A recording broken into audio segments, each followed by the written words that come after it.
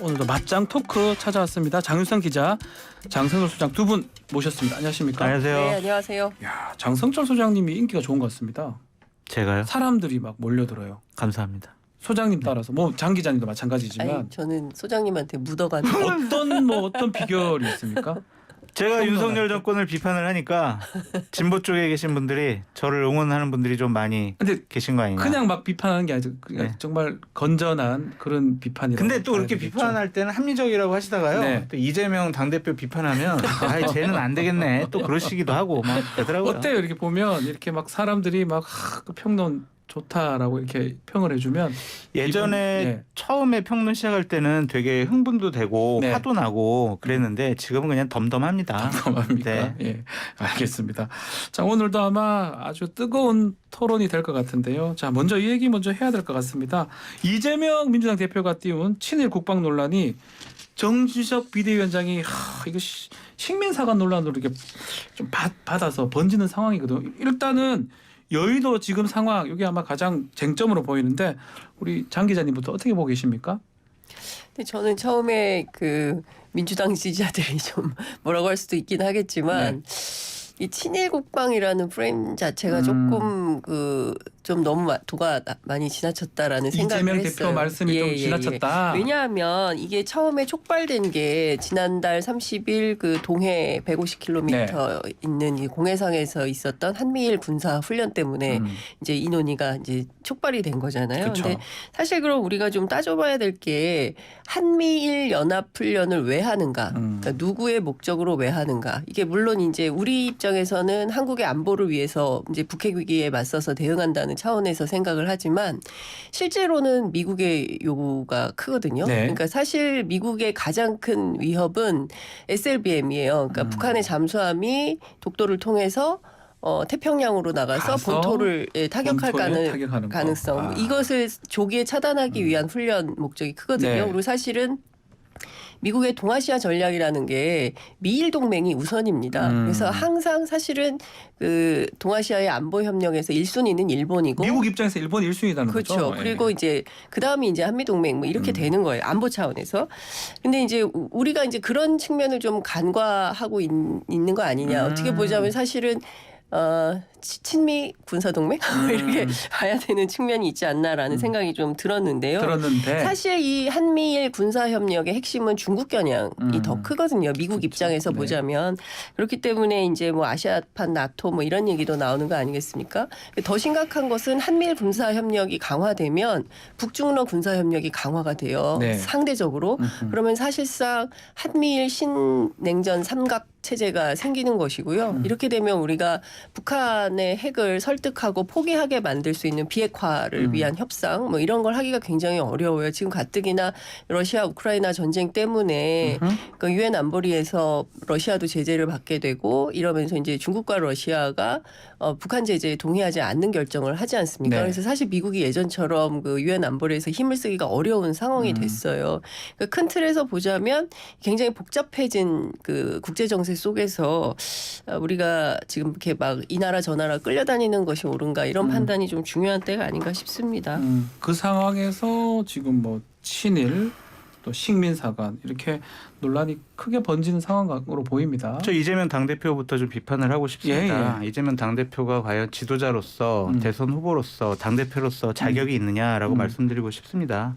감정과 정서를 이용을 해서 정치적 이득을 얻기 위해서 저런 친일이라는 프레임을 갖고 프레임을 만든 것이다. 네. 윤석열 정권과 국민의힘을 공격하는 것이 과연 맞느냐.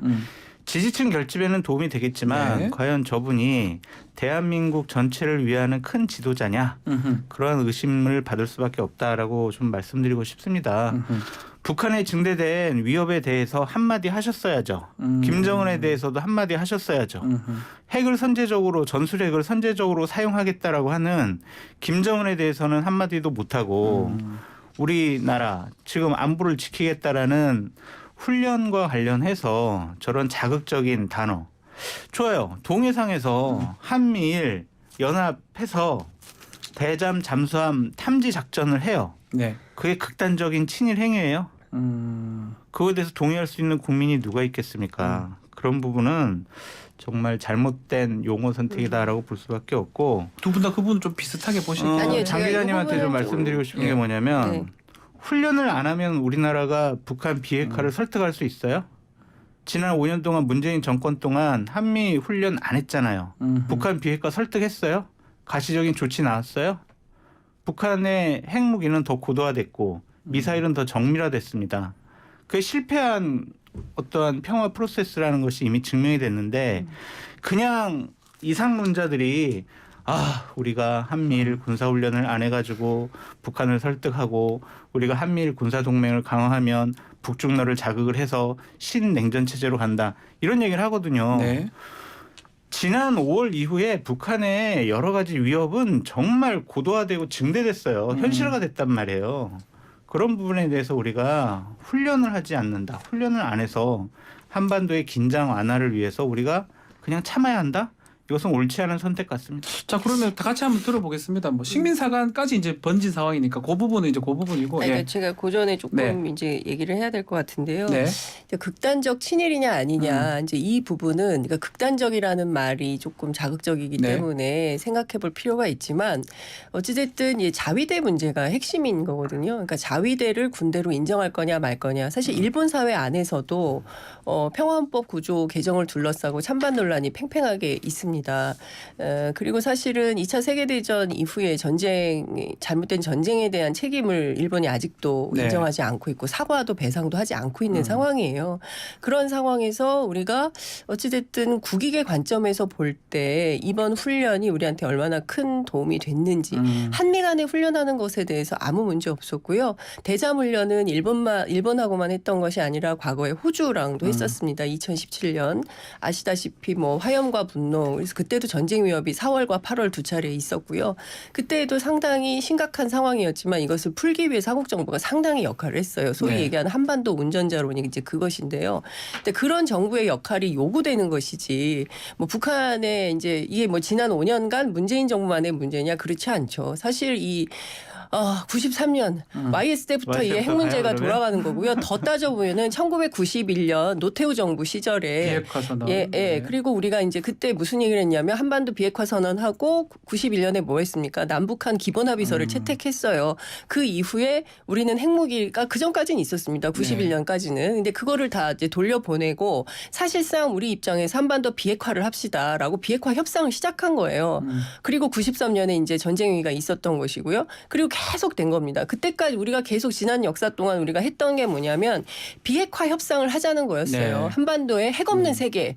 예? NPT 탈퇴하지 말고 NPT 안에서 우리가 핵 없는 세계를 만들자고 했었던 겁니다. 이 노력을 비단 그냥 문재인 정부 5년 이렇게 추격해서 볼 문제는 아니다. 지난 시기 우리 역사성을 가지고 좀 이렇게 건강한 토론을 할 필요가 있다. 그러면 장 기자님께서는 이게 뭐 낭만주의 이런 게 아니에요. 낭만주의라고 볼 수밖에 없는 게 이게 왜 김대중 낭만주의입니까? 정권 노무현 정권 때 뭐라고 했습니까? 김대중 햇볕 정책을 대통령 그러면 노무현 포기하자는 대통령 뭐라고 겁니까? 했냐고요. 아니 햇볕 알겠습니다. 정책을 하지 그 않자는 문제는 아니, 예를 얘기가요. 들면 예. 뭐라고 한마디만 제가 얘기해볼게요. 보기에 장- 이거는 장- 문제가 장소장님 말씀 제가 듣고, 예. 친일 문제와 관련해서만 알겠습니다. 조금만 더 설명을 좀 아니 자꾸 드리자면 김대중 노무현 일본 정권 때 뭐라고 문제를 했는지 아니 먼저 일본이 말씀드릴게요. 개입한 훈련의 문제가 꼭 필요했던 것인가? 이를테면은 제주 남방에서 해상 구조 훈련하는 것에 대해서 누구도 뭐라고 한 적이 없어요. 필요하죠. 그렇지만 자위대를 통해서 자위대가 문제다. 예. 네. 그리고 이제 군사협력, 군사동맹을 하는 것이 옳은 것인가에 대한 국민적 합의와 동의가 있냐. 이런 것 없이 그냥 윤석열 정부 판단대로 경우에 따라서는 지난 우리가 이제 유엔 총회 과정에서 한일 뭐 회담인지 뭐 간담회인지, 예. 알 수 없지만 뭐 그런 것들을 통해서 볼 때 우리가 이런 식으로 끌려다니는 외교를 하는 것이 옳으냐 예, 알겠습니다. 이런 차원에서 야당에서는 극단적 친일이라는 표현을 썼다고 저는 생각을 합니다. 장 소장님 얘기 듣고 예. 그 다른 또 정진석 비대위원장 말씀으로 그러니까 동해에서 대잠수함 예. 탐지 작전을 하면 자위대를 군대로 인정한 거냐 그렇게 좀 말씀드리고 싶고 환경이 다르잖아요. 동해에서도 대잠수함 탐지 훈련할 수 있고 제주도에서 할 수 있고요. 서해에서도 할 수 있죠. 다 환경이 다르잖아요. 해리도 다르고 상황도 다르고 그런 다양한 곳에서 탐지 훈련하는 것을 뭐라고 하는 것은 좀 안보를 너무 낭만적으로 보는 알겠습니다. 것 같아요. 왜냐하면 북한에서요 핵미사일 쏘면 우리 다 죽어요. 현실적인 문제란 말이에요. 우리 아니, 생명과 핵뿐만 알겠습니다. 아니라 그 얘기는 잘 뭐 아시겠지만 민감한 이게 부분이니까. 핵뿐만 아니라 예. 잘 아시다시피 알겠습니다. 뭐 장사정포 이런 거 다 수도권을 향해 있잖아요. 그러니까 뭐 핵으로 죽든 장사정포로 죽든 죽는 건 마찬가지고 그렇기 때문에 우리가 지금 중요한 것은 여야를 가리지 않고 정쟁을 하는 것이 아니라 반전 평화의 입장에서 한반도 평화를 어떻게 구축할 것이고 그러면 북한이 핵실험하는 것에 따라서 우리도 뭐 예전에 없었던 뭐 전술핵 배치 뭐 다시 하면서 뭐 비핵화 노선을 폐기하고 다시 과거로 돌아가자는 알겠습니다. 거냐 이건 아니지 않습니까? 그 얘기도 얘기지만 사실은 지금 계속 제가 질문 드렸던 거는 전희석 비대위원장 그 SNS나 제- 발언들이거든요. 잠깐 한마디만 좀 더 해야 될 것 같은데 예. 아까 노태우 김영삼 정권부터 얘기를 하셨지만 김대중 정권 노무현 정권 때 어떻게 했습니까? 김정일 만나서 두 전직 대통령들이 뭐라고 했냐면 북한은 핵을 개발할 능력도 없고 의지도 없습니다. 제가 약속드리겠습니다. 그런 낭만적인 얘기하셨어요. 그 이후에 어떻게 됐습니까? 그 10년 동안 진보 정권 10년 동안 북한이 핵 개발 안 했습니까? 핵이 개발. 그러니까 핵실험 안 그러면 했습니까? 진보 정권 10년 동안 북한이 그 핵 개발, 핵을 고도화하는데 무슨 역할을 기여를 한 것처럼 제가 얘기하는 말씀하시는데 거는 제가 보기에 노태우 그거는 정권, 김영삼 적절하지 정권 않고요. 얘기하셨으면 진보 정권 10년에서도 아니요. 어떤 일이 벌어졌는지도 얘기하셨어야 된다는 장 얘기예요. 소장님 제가 말씀드리는 것은 진보 정권이냐 보수 정권이냐 이게 중요한 것이 아니고요. 대한민국 역사에서 역대 정부가 91년 그 남북 기본 합의서 이후에 최근의 정부까지 전부 한반도 비핵화라는 노선으로 진보 보수 할 것 없습니다. 박근혜 정부도 그랬고요. 이명박 정부도 마찬가지였습니다. 한반도 비핵화 노선을 우리는 지금까지 역사성으로 가져왔다는 거예요. 이걸 폐기할 수 없잖아요. 그럼요. 윤석열 알겠습니다. 정부도 저는 비핵화 노선에 동의하니까 비핵 개방 3천 이런 얘기 하시는 거 아니겠습니까? 안보하면 담대한 구상으로 경제 보상하겠다 이런 말씀 하시고 네. 계시는 방법론이 거잖아요. 달라졌잖아요. 아니 방법이 달라졌다고 말씀하시지만 네. 큰 틀에서의 변화는 없다. 저는 이 말씀을 드리고 싶고요. 알겠습니다. 진보 정권, 보수 정권 이렇게 편갈라서 얘기할 문제가 아니다. 저는 이 말씀을 드리고 제가 싶었던 왜 거예요. 얘기했냐면 장 기자님이 노태우, 김영삼까지 얘기하고 진보 정권 10년을 건너뛰어가지고 윤석열 정권으로 넘어가서 얘기를 알겠습니다. 하셨으니까 제가 무슨 말씀드린 말씀인지 거예요. 알겠습니다. 자, 두 분 말씀 다 뭐 우리 청취자분들 충분히 이해를 네, 하고 사실 이해하실 거라고 이 부분은 생각합니다. 되게 어려운 부분이기 때문에 하게 되면 하루 종일 해도 이건 논쟁이 끝나지 않는 저희가 얘기가 아닐까 사이가 생각이 좋은데 들어서. 논쟁할 때는 아니 논쟁을 논쟁하라고. 하셔야 됩니다. 네, 아니 근데 저는 좀 안타까워요. 예, 알겠습니다. 예. 예. 제가 안타까워요? 아니요. 지금 아니요. 상황을 네, 이제 그 지금 말씀하시는 것 상황이, 같고 네. 그래서 지금 논쟁은 그 친일 국방이 아니고 정석 비대위원장 얘기로 지금 나가버린 네, 거거든요. 예컨대 뭐 조선이 이제 일본 침략보다는 내부에서 망했다. 전쟁 없이 망했다. 뭐 이런 얘기를 좀 했는데 그 부분이 유승민 전 의원도 사퇴하라 할 정도로 좀 심각한 사안으로 보시는 건가요? 뭐 말 한 번 잘못했다고 사퇴하는 건 좀 네. 과한 비판 같은데 정진석 비대위원장은 상당히 부적절하고 잘못된 말을 했다라고 볼 수밖에 없습니다. 국민 화를 내게 만드는 것이 비대위원장의 목적도 아닐 것 같고요.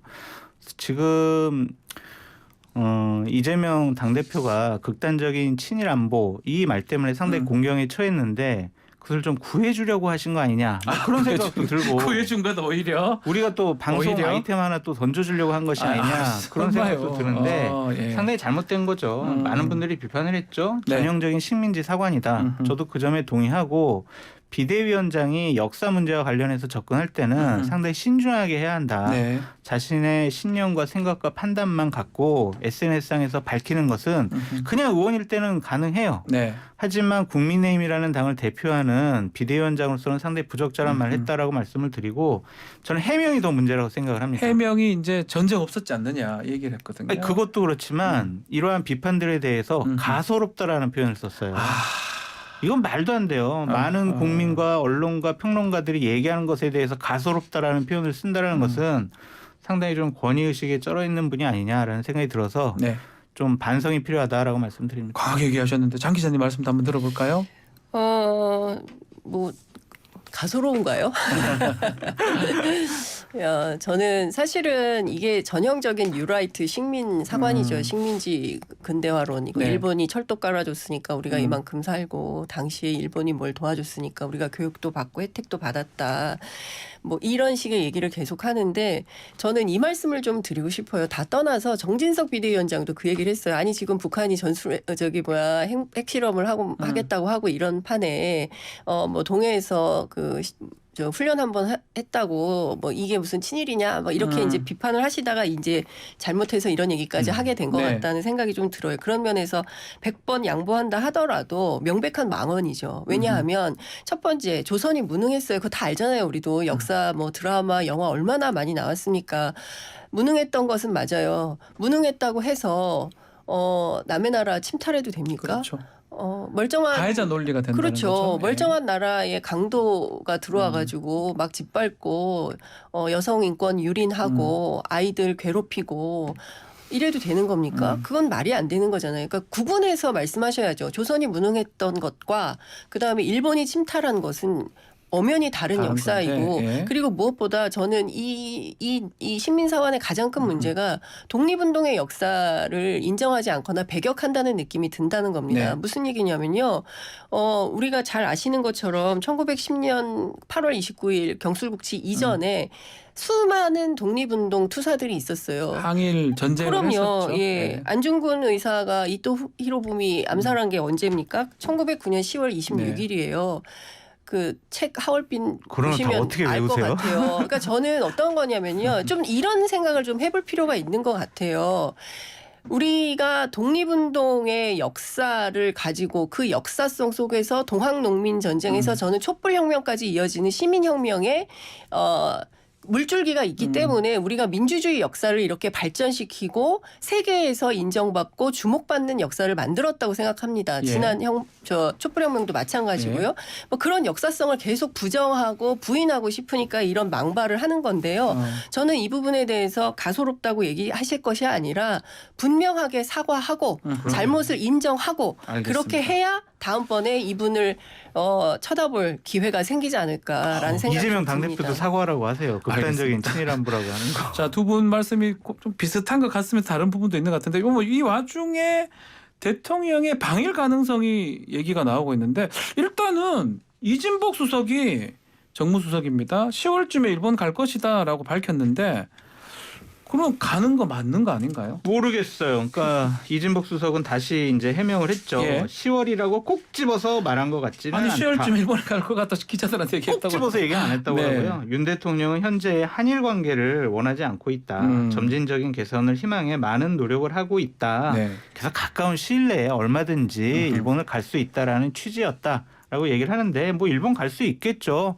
그래서 한일 관계를 좀 정상화시키는 것도 상당한 뭐 대한민국의 안보를 위해서 네. 좋은 부분인데 해결해야 될 여러 가지 문제들이 많죠. 있잖아요. 과거사들 문제. 그런 것들이 실무적으로 어느 정도 합의를 본 다음에 가야지 대통령이랑 일본 수상이 모여서 탑다운 형식으로 하기에는 상당히 좀 어려운 부분이 있다. 아니 외교 관련해서 굳이 아직 정해지지 않은 거를 정무수석이 미리 얘기하는 거. 지금 우리 장소장님 말씀하신 것처럼 제가 잘 모르지만 모든 걸 다 정해놓고 정상이 가는 거는 아직 마무리직으로 가는 건데 지금 단계에서 뭐든지 해결된 게 없는 것 같은데 뭐 이건 조금 섣부른 거 아니냐 이런 의견들이 많이 나옵니다. 저는 이 정부는 엠바고 깨기 선수들 같아요. 그러니까 쓸데없는 엠바고를 깨서 예. 지난번에 보십시오. 김태호 1차장이 그 출발하기 전에 흔쾌히 합의라는 말을 써서 먼저 엠바고를 깨버렸어요. 네. 그래서 어떻게 했습니까? 그럴 거면 차라리 안 만나는 게 좋겠다고 기시다 총리가 아사히 신문발로 또 보도가 그렇죠. 보도가 나와요. 나왔었어요. 그리고 나서 또 일본에서 또 어떤 사소한 복수를 했냐면 우리 한덕수 총리가 이제 아베 국장에 참석해서 15분 동안 미리 만날 거다. 이걸 또 교도인가요? 어딜 통해서 또 해요. 그러니까 예. 이런 식으로 깨니까 심지어 또 한덕수 총리는 어떤 걸 깼는지 아십니까? 해리스 부통령이 와서 DMZ 방문한다는 사실을 또 일본에 가서 깨요. 엠바고를. 계속 다 얘기를 근데 이 해버립니다. 엠바고는 뭐냐면요. 경호 엠바고예요. 그래서 워싱턴에서 백악관에서 기자들이 끊임없이 물었어요. 네. 해리스 가는데 DMZ 방문하냐 확인 안 해줬어요. 끝까지 확인을 안 해줬는데 한덕수 총리가 까버린 거예요. 네. 그러니까 어떻게 됐냐면 백악관 출입 기자들이 분노를 해가지고 아. 페이스북 그다음에 뭐 트위터 이런 데 막 올려서 한국 정부 되게 이상하다 이런 얘기를 해요. 그런데 심지어 정무수석이 또 외신 기자들 만나가지고 이 얘기를 합니다. 네. 10월에 가든 11월에 가든 그건 중요하지 않는데 핵심은 컨텐츠 아니겠습니까? 그렇죠. 뭐 왜 뭔가, 가느냐, 예. 뭐 하러 가느냐. 이게 그랜드바겐 합의하러 간다는 건데요. 그랜드바겐 제가 수차례 말씀드렸지만 굉장히 어려워요. 일본하고는 과거사 문제, 일괄 타결이 되겠습니까? 과거사 문제 있죠. 그거 관련해서 뭐 수차례 말씀드렸지만 65년 한일 그 청구권 협상으로 끝났다. 강제징용 문제 한국 정부 알아서 해라 이런 태도예요. 1도 변하지 않았어요. 근데 이거 합의할 수 있습니까? 경제 문제, 안보 문제 이걸 다 일괄 타결하겠다는 건데 불가능한 얘기를 자꾸 가능한 것처럼 자그마한 성과라도 있는 것처럼 포장하기 위한 술책이라고 하면 좀 넘어가기가 태도 아니냐. 포지할 이유가 없는 건데 좀 미리 얘기함으로써 좀 그렇다. 두 분 다 그렇게 보시는 거네요. 이진복 수석이 참 우리 답답합니다. 장 기자님 혼내는 말 듣고 아주 정신을 바짝 차렸으면 좋겠습니다. 딱 정해진 것만 하는 게 좋겠다. 자, 뭐 한편 요 얘기도 한번 해보면요. 민주당의 김용민 의원이 지난 주말에 집회 참석을 했던 것 같아요. 근데 국회의원 중에 처음으로 대통령 중도 퇴진을 언급을 했습니다.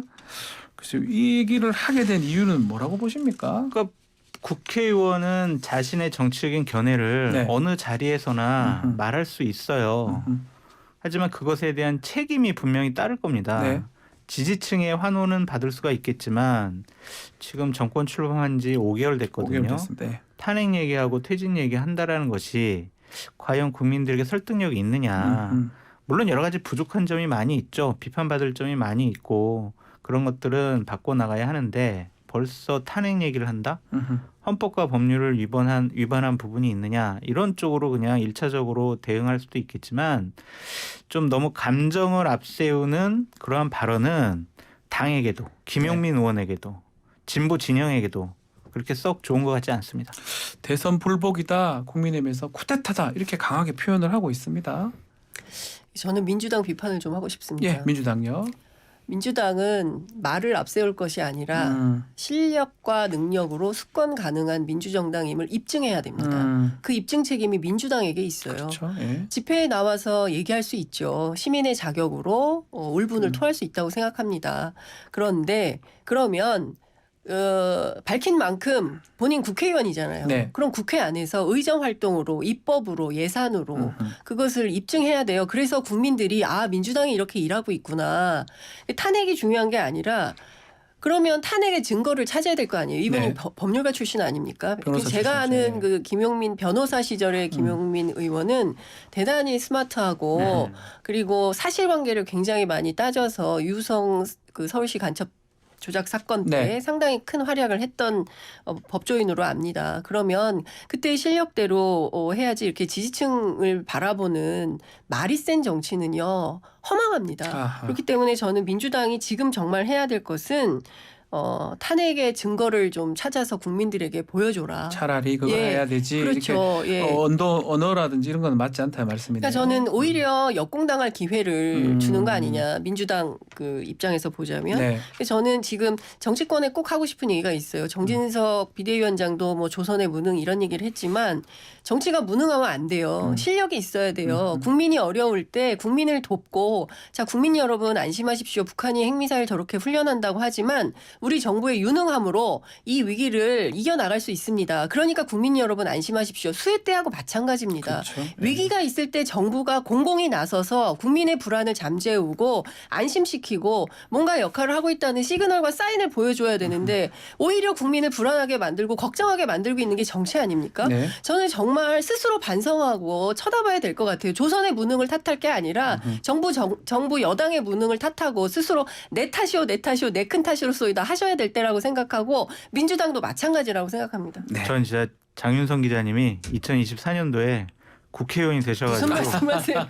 그런 철학을 무슨 국정에 말씀하십니까? 반영했으면 맞는 좋겠다. 말씀이라고 아이고, 보시는 진짜로 거죠? 정말로. 네. 맞는 아이고, 말씀. 그러세요. 너무 아는 아니, 것도 많으시고 저희 왜 계속 똑똑하셔가지고. 남아서 정치평론하기로 했잖아요. 네. 정치평론은 제가 할게요. 같이 하기로 했잖아요. 국회 가세요. 알겠습니다. 다음 주제로 넘어가 보겠습니다. 감사원 얘기도 지금 좀 많이 논란이 되고 있는데 좀 다른 측면에서 지금 성역 없는 감사냐, 무소불위 권력기관이냐 이러면서 여야 평가가 지금 나뉘고 있거든요. 이제 문제는 뭐 민간인 사찰 의혹도 있고요. 디지털 포렌식 규정까지 완화를 하면서 감사를 진행했다 이 의혹이 나오고 있습니다. 자, 그런 부분 우리 장성 소장님부터 어떻게 보십니까? 그러니까 이건 문제가 있죠. 왜냐하면 디지털 포렌식 실시 기준을 완화하는 방향으로 감사원의 내부 훈령을 바꾼 거예요. 그래서 개정안은 정당한 사유 없는 자료 제출 거부 및 감사 자료 은닉 정황이 있을 때 그렇죠. 등으로 제한했던 예. 기존의 포렌식 실시 기준을 삭제해 버렸어요. 그걸 빼버렸습니다. 그래서 예. 포렌식 결과에 대한 감사 목적의 이용 금지 의무를 삭제했어요. 이것도 예. 이것은 옳지가 않죠. 이거는 영장도 자기네들 필요 마음대로 없이 하겠다. 이제 진짜 마음대로 할 수 있습니다. 야 이거 하자. 그러면 그냥 박지훈 우리 예를 들면 공직자가 아니니까 기분이 너무 안 좋습니다. 아니, 공직자가 갑자기. 아니니까 예, 예, 예. 감사원의 감사 받을 수는 없겠지만 예. 우리 박지훈 앵커 여러 가지 좀 의심스러운 게 있으니까 포렌식 하자. 극단적으로 얘기하면 이렇게 되는 그렇죠. 거예요. 가능하겠죠. 이거는 예. 인권 문제라는 차원의 문제고 그리고 국가의 시스템이라는 것은요. 정권이 바뀌었다고 사무총장 한 명 바뀌었다고 이렇게 자기들 마음대로 바꿔서는 안 됩니다. 그런 국가의 틀이 깨져버려요. 네. 그러니까 이러한 것은 잘못됐다라고 말씀드릴 수밖에 없고 이걸 바로잡을 수 있는 것은 두 군데입니다. 어디죠? 대통령과 예. 대통령실과 예. 국회예요. 국회하고 그래서 예. 이 부분은 꼭 바로잡혀졌으면 좋겠다라고 말씀드려요. 네. 뭐 지금 그 부분이거든요. 뭐 포렌식 결과를 그냥 뭐 손 안 대고 코를 풀 수 있다. 검찰은 그래도 영장이 필요한데 영장도 필요 없이 할 수 있는 거 아니냐 이런 얘기를 하고 있고 이 감사원 시스템이 뭔가 문제가 있다. 국회에서 많이 지금 지적을 하고 있는데 그런 부분까지 한 말씀 주십시오. 그러니까 내부에서도 문제 제기가 있는 네. 것 같아요. 그러니까 이를테면은 뭐 여러 문제, 특히 이제 그 감사원장이 국회에서 했던 발언 네. 있지 않습니까? 이제 정부를 돕는 역할을 해야 국정 되는 운영 돕는 것처럼. 거. 예. 예. 그러니까 그런 문제에 대해서 내부의 6급 이하의 직원들의 연합체 같은 노조 같은 게 있나 봐요. 네. 그래서 문제 제기를 하고 면담을 요청을 했는데 계속 면담을 거부당한다는 내용의 보도가 됐더라고요. 근데 그 내용을 보니까 뭐 근데 물론 이제 10월 중에 만날 거다. 이제 감사원에서는 그런 입장을 밝히고 있긴 한데 뭐 그 네. 면담이 잘 됐으면 좋겠다는 당부도 좀 드리면서 저는 감사원마저 검찰화 되는 것이 아닌가. 예, 그러니까 약간 무슨 수사기관처럼 그리고 이게 털면 다 나오는 것처럼. 그러니까 특히 네. 저는 그 KTX하고 SR인가요? 네. 그 이용 내역을 다 제출받았다는 공직자들, 거잖아요. 이용 내역. 공직자들. 예. 7,131명인가요? 네. 이런 수많은 그중에서는 민간인 시절에 있었던 것도 있기 때문에 민주당에서는 이것은 뭐 민간인 사찰이요 개인정보보호법 위반이다 이런 비판을 하고 있지 않습니까? 그러니까 과하다는 거죠. 과하다. 예, 네. 과하게 하는 이유가 뭘까에 대한 비판을 좀 해야 될 것 같고요. 또 하나 제가 좀 드리고 싶은 말씀은 유병호 사무총장 관련인데요. 이분이 국무회의 계속 들어가고 있어요. 네. 근데 이제 아시는 것처럼 전현희 국민권익위원장하고 한상혁 방통위원장 들어오지 말라 그랬거든요. 네. 그런데 이제 이분은 들어오라고 해요. 그래서 얼마 전 한겨레에서 사설로 이 문제를 좀 비판을 했더라고요. 그 국무위원도 아닌데 이분이 들어가서 사진 찍히고 뭐 이런 논란을 만들고 어제 이제 끝까지 이어졌던 그 국회 법사위 안에서도 그 문자 논쟁과 관련해서 처음에는 뭐 말하지 않겠다라고 초반에 얘기했다가 계속 의원들이 집요하게 질문하니까 어찌 보면은 이 문제가 있을 때마다 보고했던 것처럼 드러나거든요. 계속 물으니까 뭐 답변해주는 방식이었다. 저는 대통령실하고 감사원이 이런 관계여도 되는가. 아하. 감사원법에 독립기구로 나와 있고요. 헌법상 헌법기관이라고 대통령이 도어스태핑에서도 말씀을 하신 바 있습니다. 그러니까 이런 부적절한 관계가 계속 있으니까 의혹이 증폭되는 측면이 있다. 아예 처음부터 찾아내서 이런 의혹이 나오지 않도록 처신을 했어야 되는 것은 아닌가. 스스로 문제를 키우고 있는 점에 대해서 자성해 볼 필요가 있다. 이런 말씀 드립니다. 네, 좀 장 나눠서 소장님. 생각을 해보고 예. 싶은데 그 사무총장의 국무위원회의 출석 그것은 법에 위반된 건 아니에요. 규정에 위반된 건 아니고 갈 수는 있다. 예, 예. 공무원 뭐 규정에 의하면은 필요시에는 관련자들을 배석시켜서 의견을 진술하도록 의견을 들을 수 있다 예. 이런 규정이 있거든요. 그래서 불법은 아니다라는 점을 말씀을 드리지만 유병호 사무총장의 어제 국회에서의 답변 태도를 보면 저 사람은 감사원 사무총장으로 있어서는 안 되겠다. 아, 그 정도로 좀 라는 심각한 생각이 겁니까? 들었습니다. 그러니까 장 기자님 말씀 잘해 주셨듯이 고도의 정치적인 독립성과 중립성을 가져야 할 감사원이 사무총장이 예. 대통령실의 국정기획수석과 문자를 주고 받은 것에 대해서 정확하게 얘기를 잘 못하더라고요. 네. 답변을 하지 않겠습니다. 드리지 따로 않겠습니다. 답변 드리지 않겠습니다. 전 이런 피감기관 예. 증인 처음 봤어요. 저도 국회에서 국정감사 많이 지켜봤지만 예. 이건 자격이 없다라는 생각이 들고 그리고 그러한 방법들이 정상적인 소통이었습니다라고 얘기하거든요. 네. 아니 어떻게 이렇게 문자로 국가의 중요한 일을 어떻게 문자로 주고받는 게 정상적인 소통 관계였느냐. 그래서 저분이 좀 한이 있는 것 같아요. 한이 있다고요? 문재인 정권 하에서 아하, 본인은 예. 감사연구원장 뭐 이런 식의 좌천당했잖아요. 그렇죠. 그래서 나는 보복할 거야. 이런 감정이 들어가 있는 감사를 하고 있는 것이 아니냐. 아하. 그래서 공직자로서는 상당히 부적절하다라고 말씀을 드리고 본인 스스로 감정만 있는 거예요? 아니면 뭐 지금 본인 감정이 더 앞서는 것 같아요. 장윤성 기자는 좀 대통령실에서 뭔가 하명이라든지 아니냐 이런 얘기도 하긴 하던 것 글쎄 같은데. 그거는 이제 포렌식으로 우리가 네. 감사원에서 자기네들 포렌식으로 한다면서요. 그러니까 이 사람 거부터 포렌식으로 한번 감사해봤으면 좋겠다는 생각이 들고 예. 저는 국가의 기관이 이런 식으로 개인의 특정한 성향, 기질, 뭐 신념, 판단 때문에 바뀌어가는 것은 옳지 않다고 잘못된 생각합니다. 것이다. 예, 문재인 알겠습니다. 정권 하에서의 감사원 사무총장도 잘못됐고 지금 윤석열 지금도 정권의 마찬가지다. 사무총장도 잘못됐다. 자 이제 마무리 될 텐데 국민의힘 얘기 잠깐만 좀 해보겠습니다. 뭐 이준석 리스크 넘어섰고요. 본격적인 당권 경쟁이 시작되고 있는데 뭐 김기현, 나경원, 안철수, 유승민 의원 등등이 거론이 되고 있습니다. 뭐 우리 장 소장님 요새 예측하면 거의 다 맞아요. 결론적으로 말씀드리면 전당대회 시점이 네. 내년도 3월 이후로 미뤄진다면 현재 나온 후보들은 헛물 캐는 거다라는 것으로 말씀드릴 수밖에 없고 예. 지금 행정부에서 장관직을 수행하고 있는 윤석열 대통령이 신임하고 신뢰하는 네. 그런 분들이 대타로 투입될 가능성이 있다. 뭐 예컨대 그래서 권영세 장관 등을 권영세 얘기하시는 통일부 건가요? 장관 아니면 원희룡 국토교통부 장관 등이 또 당대표의 주요한 후보군으로 나올 수 있다. 그래서 저는 이 전당대회 관련해서 현재의 인물들의 싸움을 보지 말고 네. 전당대회를 언제 시기를 열 봐라. 것이냐 예. 그것을 한번 중점 들여 보셨으면 좋겠습니다. 그래도 우리 네, 기자들 장 평가가요. 기자님은 예. 제 최근에 재밌는 얘기 예. 들었는데 하다 보니까 권영세 장관이 제일 낫더라.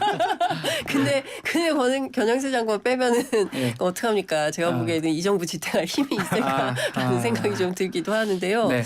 저는 앞서 이제 말씀해 주신 대로 의미 없다는 생각도 들고 경우에 따라서 정치는 정말 생물인 것 같아요. 네. 그래서 저는 정진석 비대위가 상당히 갈 거라고 오래 갈 가능성이 생각했는데 있다. 네. 어찌됐든 이게 친일 국방에서 발언이. 실제 친일 발언이 나왔고 이 친일 발언을 수습을 어떻게 할까에 따라서 또 이분의 운명이 어떻게 될지 모르겠어요. 그러면 결과적으로 또 조기 전당대회 하자 얘기가 또 나올 수 조기 있고 전당대회요? 예. 그러니까 아니면 그렇다고 또 비대위를 할 수는 없잖아요. 예. 그러니까 그렇기 때문에 대단히 유동적인 상황이다. 알겠습니다. 이런 생각이 좀 듭니다. 자 오늘 맞짱 토론 여기서 마무리하겠습니다. 자 장 소장님 또 장윤성 기자님 두 분 너무 감사합니다. 고맙습니다. 네, 감사합니다. 감사합니다.